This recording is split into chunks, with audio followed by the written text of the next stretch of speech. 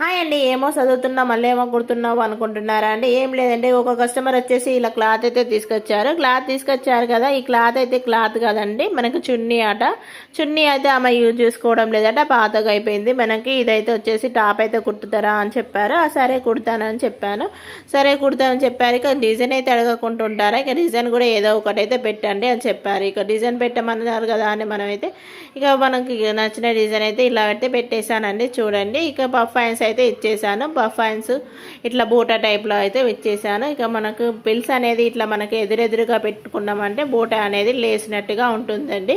మనకు సీక్వెన్స్గా పెట్టినామంటే కొంచెము అణిగినట్టుగా ఉంటుంది. ఇలా పెట్టామంటే మంచిగా వస్తుందండి బూటా మాత్రము.